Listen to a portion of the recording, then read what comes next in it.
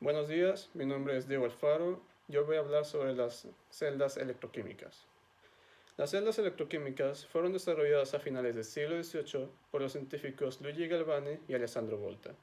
Una celda electroquímica es un dispositivo experimental por el cual se puede generar electricidad mediante una reacción química, o por el contrario, se produce una reacción química al suministrar una energía eléctrica al sistema.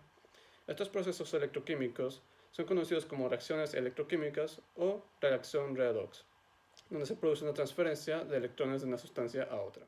Dentro de una celda electroquímica se tienen diferentes componentes, como lo son el anodo, que es el electrodo sobre el que se produce la oxidación. Aquí el agente reductor pierde electrones y por tanto se oxida. Por convenio se define como el polo negativo. Otro más es el cátodo. Este es el electrodo sobre el que se produce la reducción.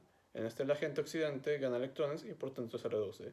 Por convenio se define como el polo positivo. Para que haya contacto entre estos dos se necesita un puente salino.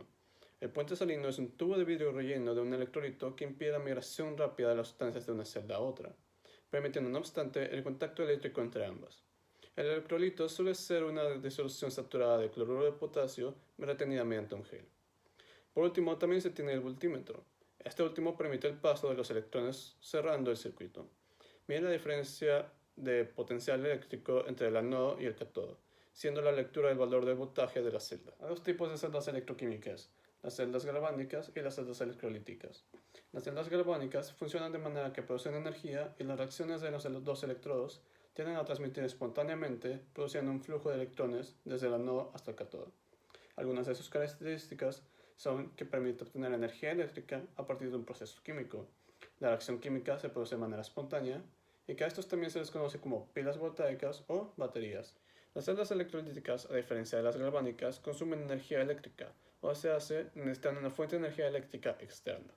Una celda galvánica puede funcionar como una celda electrolítica si se conecta al terminal positivo de una fuente de alimentación de corriente continua al electrodo de cobre donde se va a producir la oxidación, y el terminal negativo de la fuente al electrodo donde tiene lugar la reducción.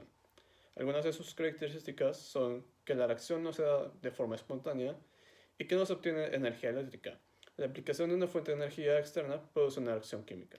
¿Cómo circula la corriente dentro de una celda galvánica? La electricidad se transporta en una celda a través de tres mecanismos. La conducción por los electrones en el electrodo, la conducción iónica, donde los cationes y aniones transportan electricidad por el interior de la celda, y el acoplamiento de la conducción iónica en la disolución con la conducción de los electrones en los electrodos. En una celda electroquímica, la corriente de electrones fluye del anodo al cátodo porque hay una diferencia de energía potencial entre los dos electrodos. El potencial de la celda o fuerza electromotriz que aparece reflejado en el voltímetro se obtiene de E pila es igual a E cátodo menos E anodo. El potencial de la celda depende de la naturaleza de los electrodos, la naturaleza de los iones, la concentración y la temperatura. Para calcular el potencial de reducción de un electrodo fuera de las condiciones estándar se utiliza la ecuación de Nernst. Hay que tener en cuenta que no podemos medir los potenciales absolutos. Con los instrumentos de medida de voltaje solo podemos medir la diferencial de potencial. El potencial relativo de un electrodo está dado por E relativo es igual a E electrodo menos E referencia. Para que los datos puedan ser aplicados de una manera general, se usa un electrodo de referencia, electrodo estándar de hidrógeno que se le da por convenio el valor de 0,00 voltios.